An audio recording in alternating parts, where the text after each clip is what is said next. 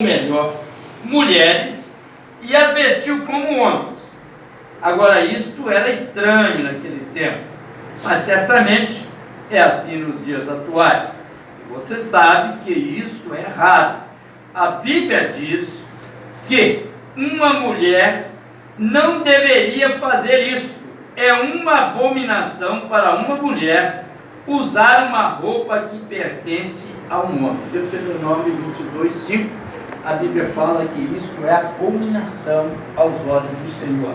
E quando chegamos em Apocalipse 21, lá no último versículo, João diz que lá nesta cidade não vai entrar nada que cometa abominação.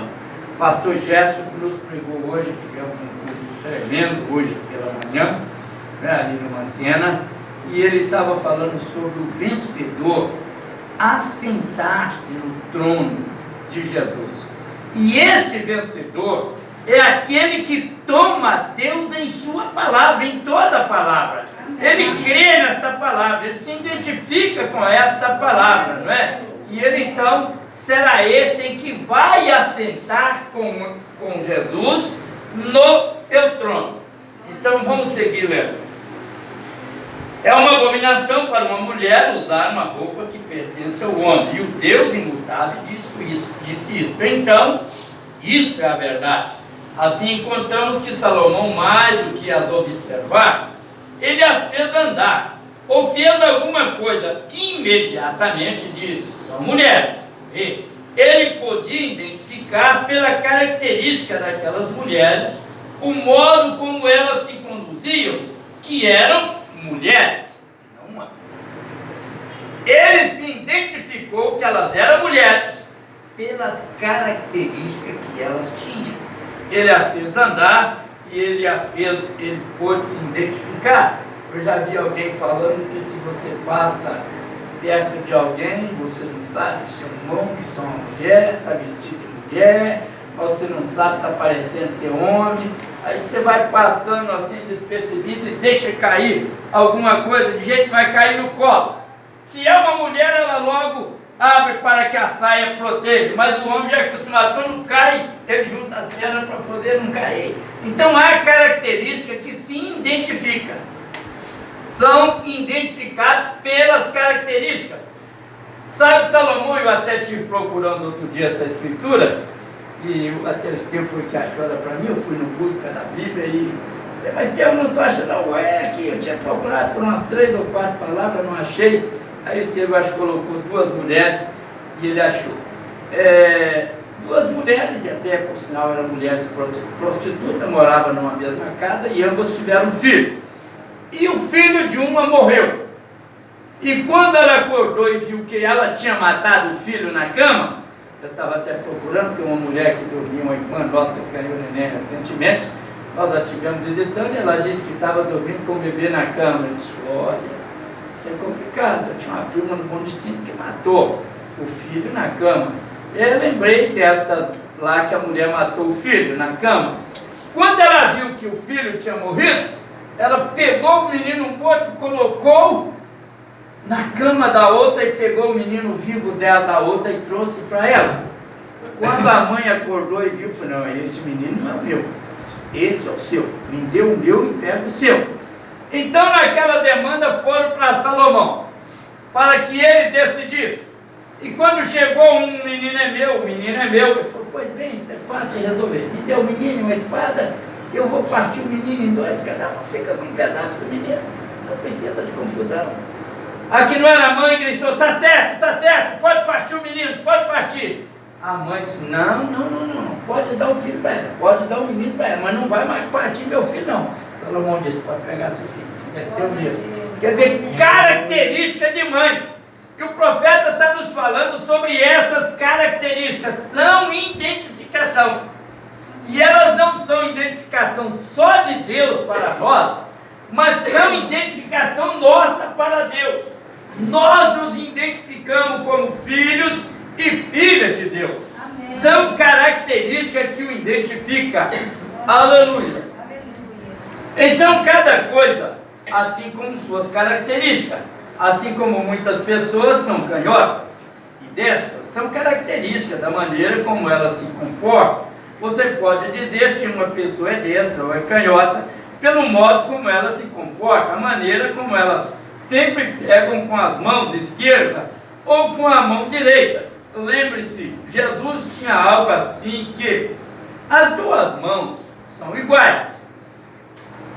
Eles têm o mesmo tipo de impressão digital, 5 dedos, mindinho, indicador e assim por diante. Assim como a mão direita e a esquerda têm o mesmo tipo,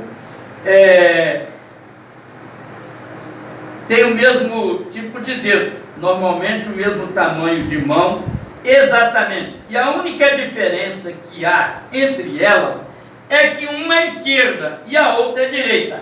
Esta é a única diferença que você pode notar. Uma é a esquerda e a outra é a direita. O profeta tomava muitas coisinhas simples. O Brana tomava coisinha simples, tão natural, para depois nos levar à profundidade da palavra. Ele diz, você observa as mãos em tudo, elas são iguais, são muito parecidas. Qual a diferença? Essa é direita e essa de cá é esquerda. Só essa é a diferença. Então naquilo, Jesus disse, eu poderia deixar aqui um pequeno ponto. Jesus disse em Mateus 24, que as características do Espírito seriam semelhantes nos últimos dias, tão próximo, que enganaria os próprios escolhidos se fosse possível. Vê, ele simplesmente, você pega a sua mão e a levanta, vê, se você percebeu, uma delas se parece com a outra, em todos os sentidos, mas uma delas é esquerda e a outra é direita. É assim que os Espíritos são nos últimos dias. Eles são tanto parecidos, mas eles têm uma característica que os identifica. Um está certo e o outro está errado, e pode ser identificado por suas características. O Espírito de Deus pode ser identificado por sua característica. Vê, o Espírito de Deus e o Espírito da igreja. Existe o Espírito da igreja e o Espírito de Deus, que absolutamente não é como o Espírito da igreja, de modo algum. Existem um Espírito denominacional. Existe o Espírito de Deus e existe o Espírito de igreja. E são dois Espíritos tão parecidos. Parece tanto idêntico. E esta Escritura é justamente para os nossos dias. Mateus 24 se cumprindo em nossos dias. Amém. Há muita coisa, eu sempre gostei de pregar sobre, já fiz uso várias vezes, sobre Lucas capítulo 23, na crucificação de Jesus.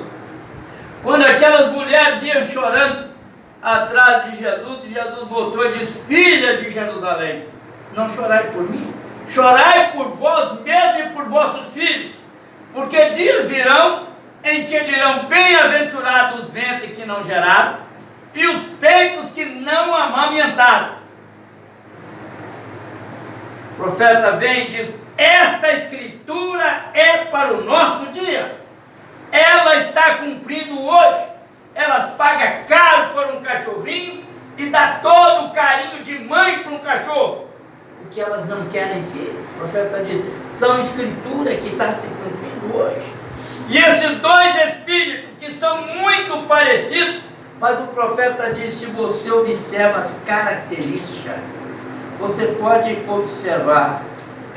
O irmão Brana chega a dizer em alguma mensagem, ele dizia assim, eu prefiro ter uma doutrina errada e o meu espírito correto, do que ter uma doutrina correta e o meu espírito errado.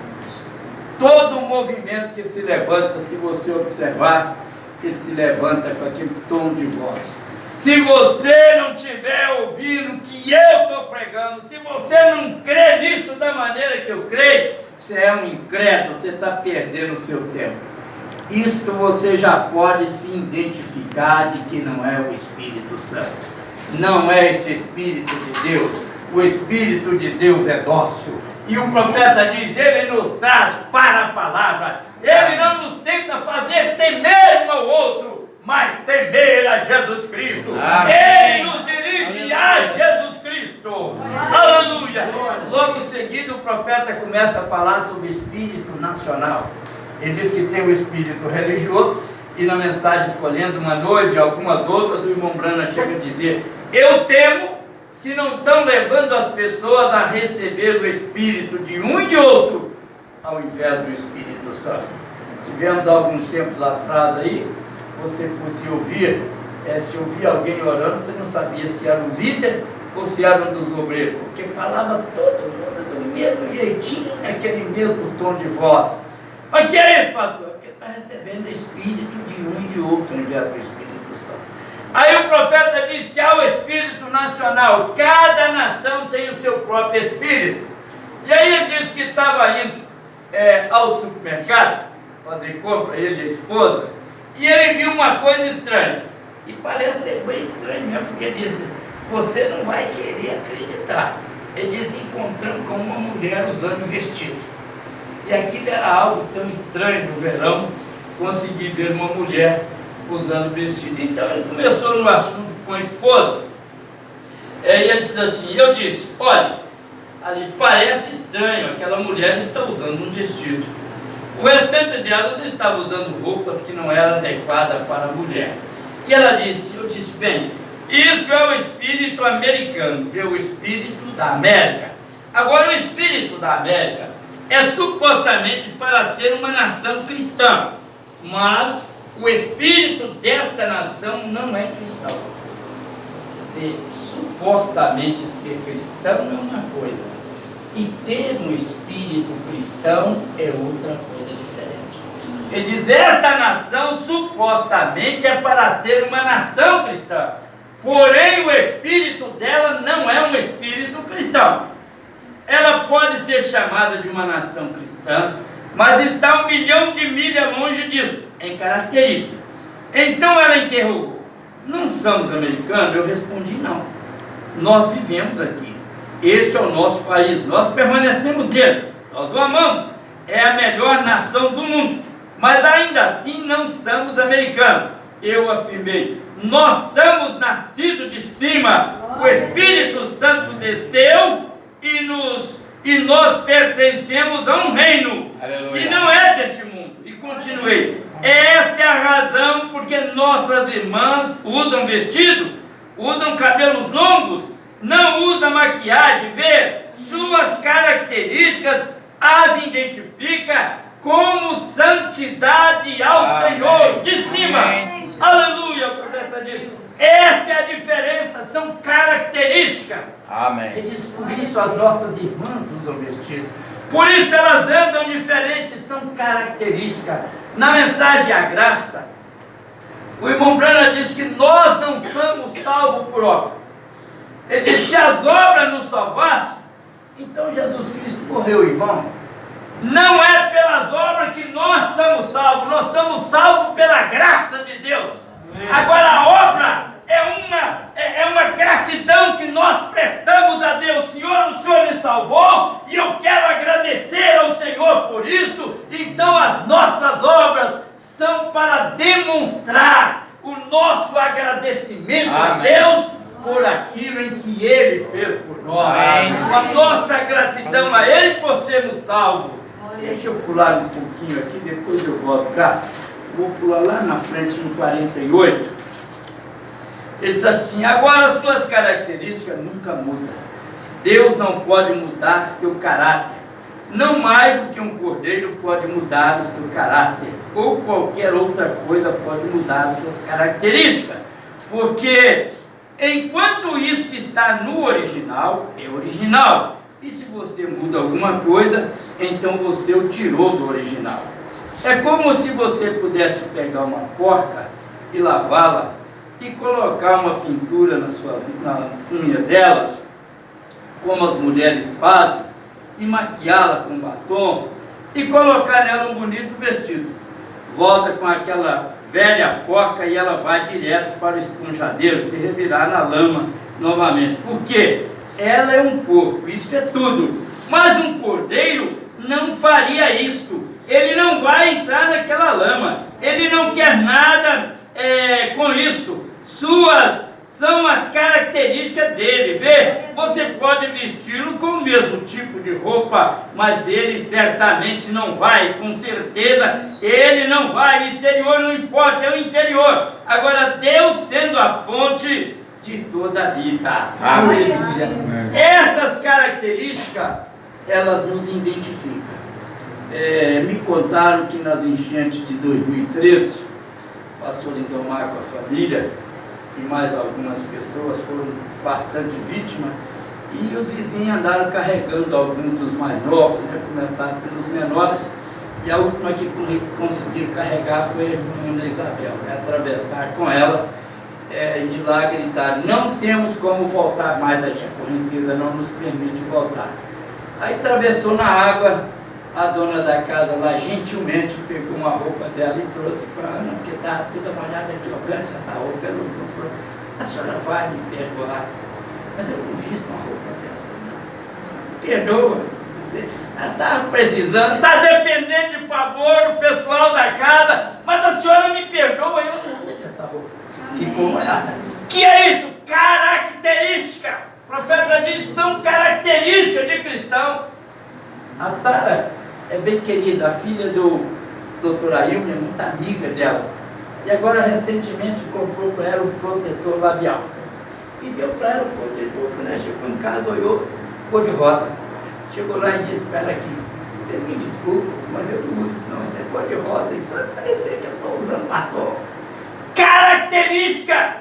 Você não vai, você é diferente. Você quer prestar santidade a Deus. Você quer mostrar para este mundo: eu sou um filho de Deus, eu sou uma filha de Deus, eu sirvo a Deus com uma mensagem diferente.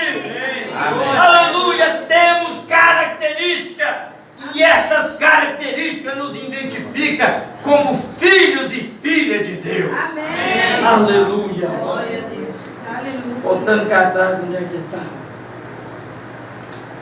Portanto, estamos buscando um reino. Estamos buscando um rei para vir receber os seus súditos em seu reino.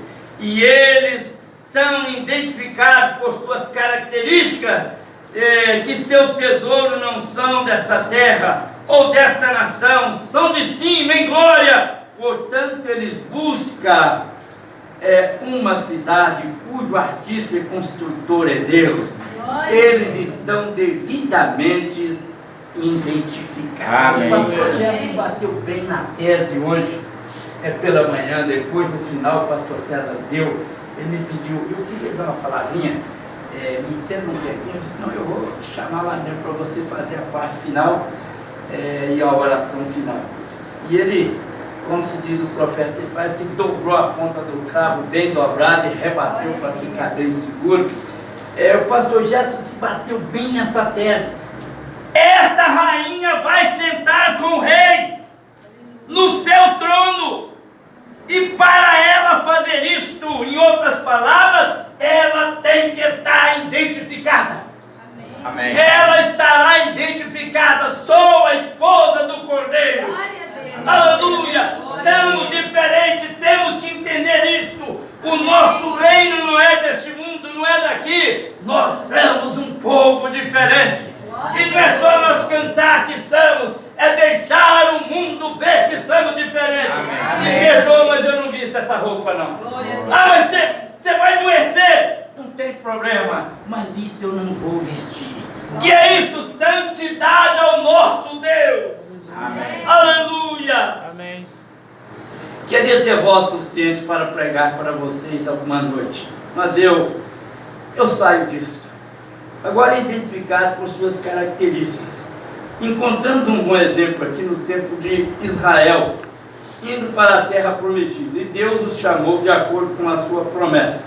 Ele disse a Abraão que sua semente estaria nessa nação estrangeira por 400 anos, e então ele o libertaria como um poderoso, e eles iriam para uma terra que foi prometida, onde manava leite e mel. E então, quando chegou o tempo da promessa, havia um faraó que não reconhecia o grande ministério de José, que este teve entre eles. Assim Deus levantou um profeta chamado Moisés, e o homem foi ensinado em toda a sabedoria dos egípcios, Não há dúvida de que ele era um grande homem, inteligente, intelectual, pois ele podia ensinar a sabedoria dos egípcios. Parecia um homem apto para a libertação. Mas veja o que chamamos de libertação e o que Deus chama de libertação. Tem alguma diferença? Agora observe este homem com toda a sua ética. Ele sabia que havia nascido para libertar os filhos de Israel. No entanto, com toda a sua educação, isto é tudo o que ele sabia. E sabendo que ele foi chamado por Deus para fazer o trabalho, ele tinha todos os seus diplomas de bacharel em arte e o seu PhD e LLD e assim por diante. E ele saiu para libertar Israel e foi um fracasso total. Agora observe, parecia que ele estava com o pé no trono no Egito para se tornar o faraó, de modo que ele pudesse libertar os filhos de Israel depois que ele se tornasse faraó, porque ele era o próximo na fila para o trono. Mas veja, você ao fazer isso dessa maneira, não identificou as características de Deus em libertar o seu povo. Ele disse que o libertaria, ele os libertaria com mão forte, não Moisés com um exército poderoso, mas Deus com mão forte.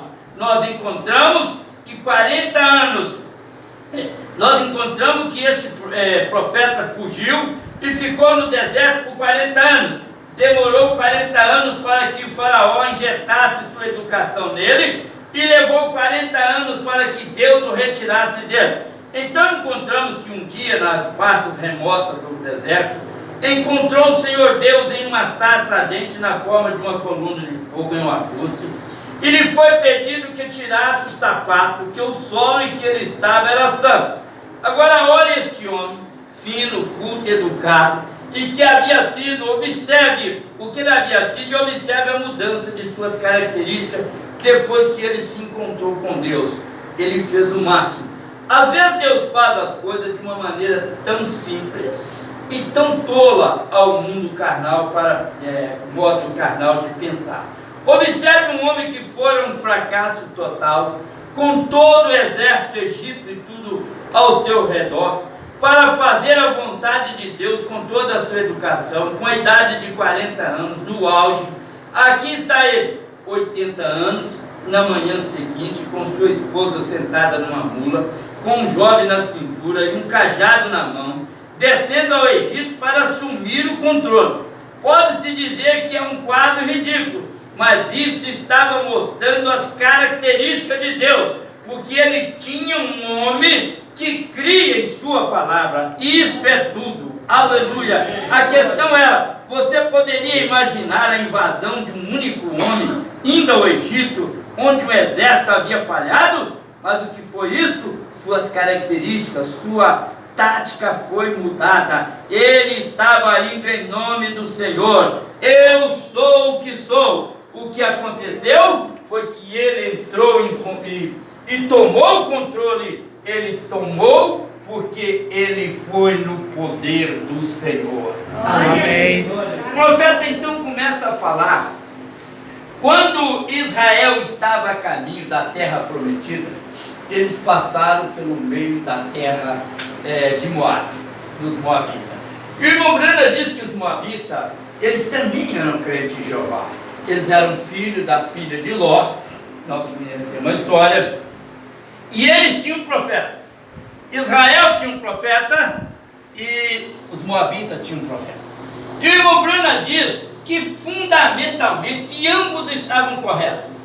Israel tinha 7 altares, Moisés com 7 altares em Israel, Balaão com 7 altares em Israel. O mesmo tipo de sacrifício que tinha no acampamento de Israel, nos altares de Israel, de Moisés, eram os mesmos que tinha no de Balaão. E o profeta diz, fundamentalmente, ambos estavam corretos. Ambos estavam corretos. Agora, as características de Deus estavam com Moisés. O profeta diz assim no parágrafo 28. Um exemplo muito perfeito do dia em que estamos vivendo, se tivéssemos tempo para entrar nisso. Note, Deus fazendo isso em parábola, para que descobríssemos paralelamente.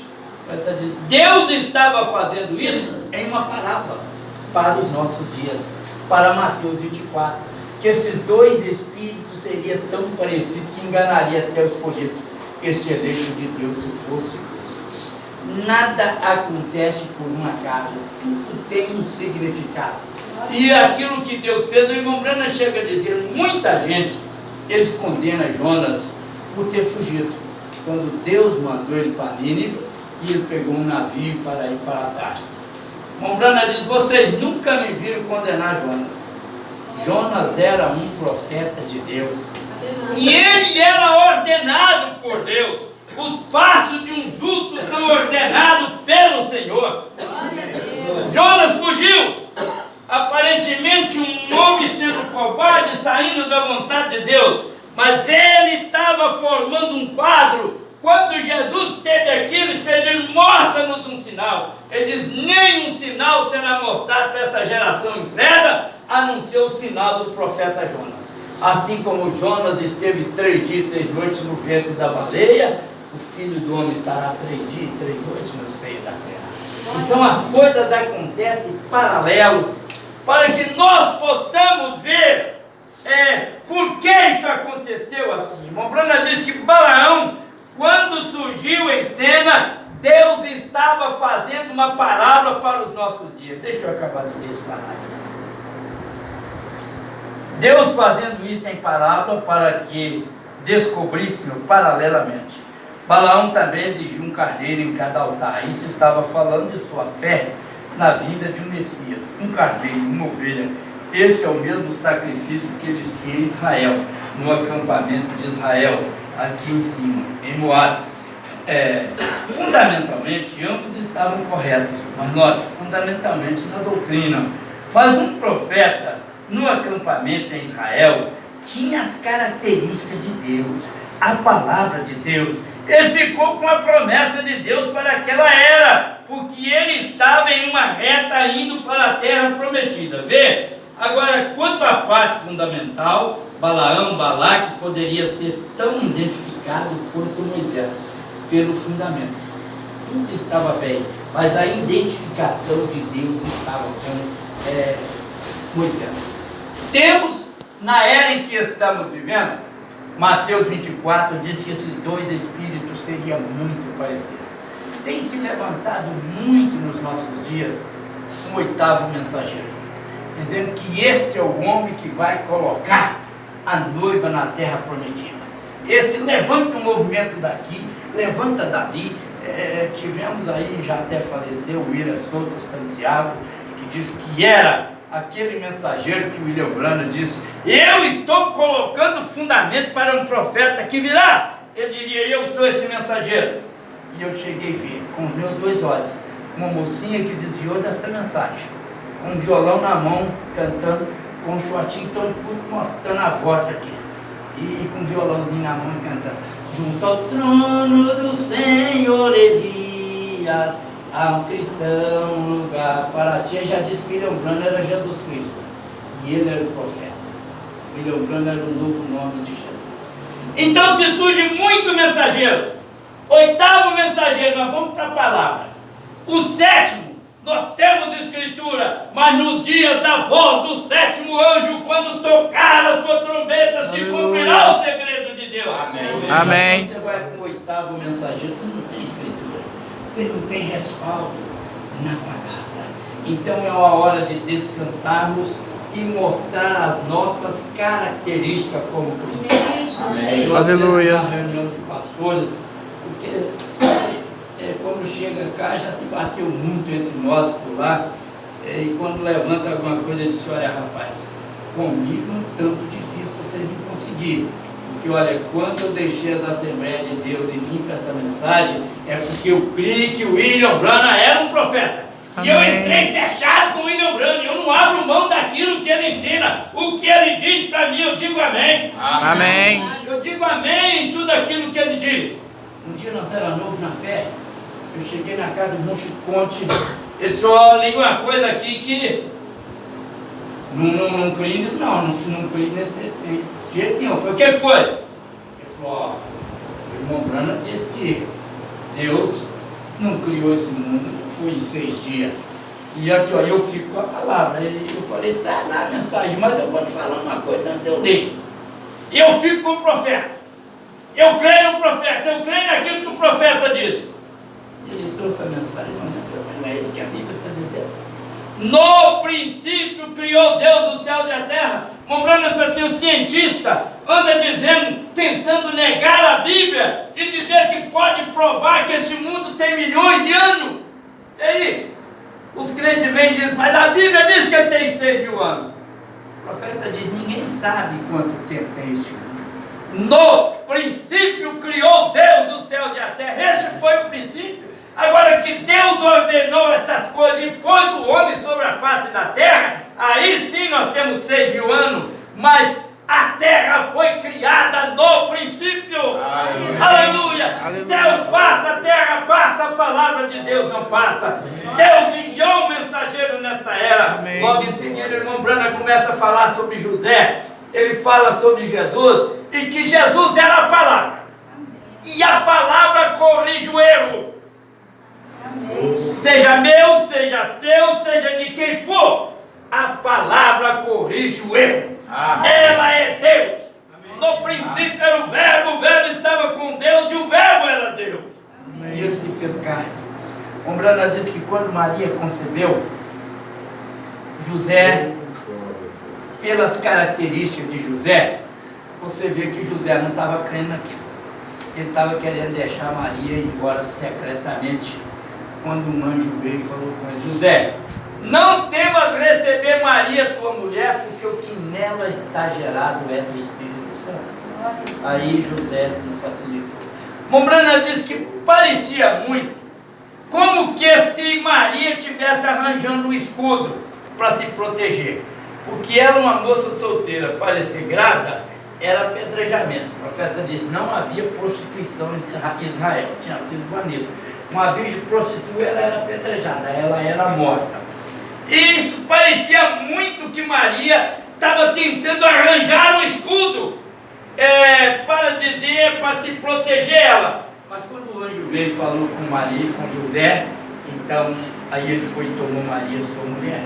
O irmão Brana diz na mensagem, a palavra de Deus nos chama para uma total separação da incredulidade. Ele diz, se José voltasse para as Escrituras, se José viesse examinar as Escrituras, ele tinha encontrado em Isaías, eis que uma virgem conceberá e dará à luz um filho. Mas quando a palavra cumpriu, na casa de José, a irmã Luana, uma feita muitos anos, uma primeira enchentezinha que entrou uma água dentro de casa, lá entrou uns 15 centímetros de água, e ela ficou muito apavorada e chorando, e ela disse assim, é uma coisa a gente ver enchente na casa dos outros pela televisão, e outra diferente a gente vê enchente dentro da casa da gente. Diferente é quando vê na casa da gente, né? Eu usei isso um dia num cemitério lá em Curitiba. Uma coisa é a gente ver um culto